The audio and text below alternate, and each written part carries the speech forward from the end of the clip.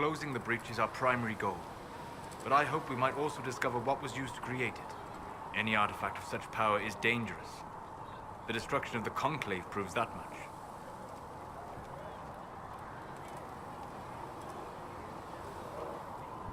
You don't think whatever created the explosion was destroyed in the blast? You survived, did you not? The artifact that created the breach is unlike anything seen in this age. I will not believe it destroyed until I see the shattered fragments with my own eyes. Anything with that kind of power is bound to show up sooner or later. Liliana's people have scoured the area near the blast and found nothing. Whatever the artifact was, it is no longer there.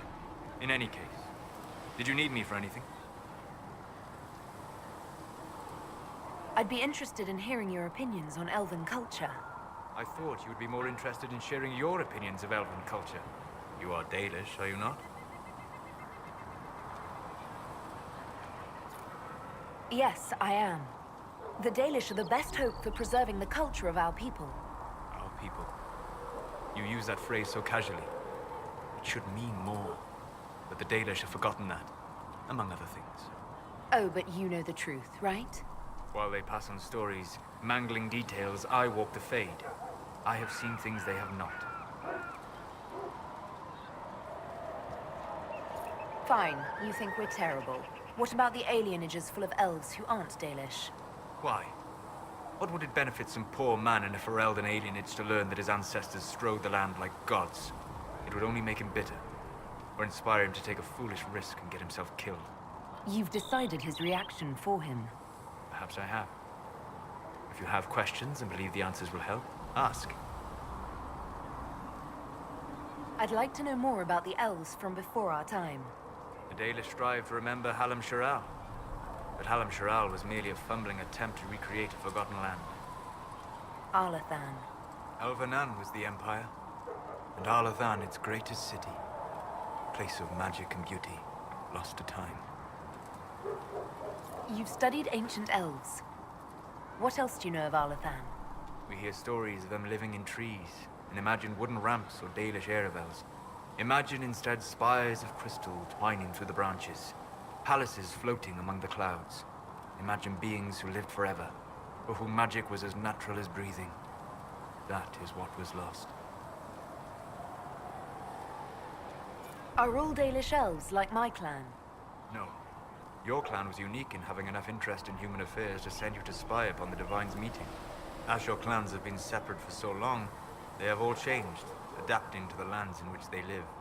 Some are no more than bandits, others trade freely with humans, and some have disappeared entirely into the forests. What can you tell me about elves living in human cities?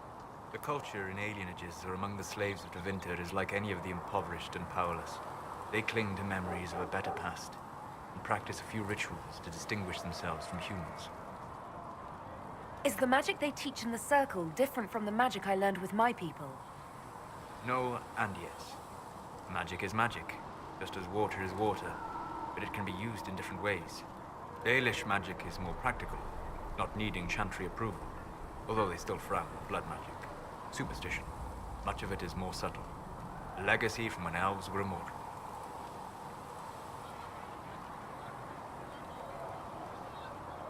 The legends of elven immortality.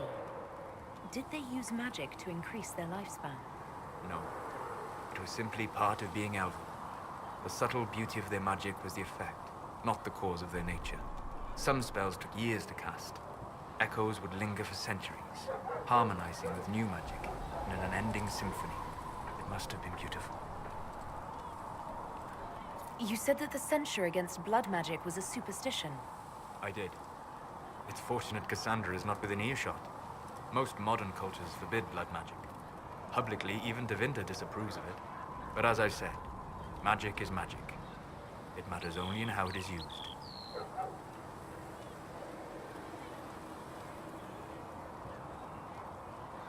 To be honest, I don't see it as different from any other magic.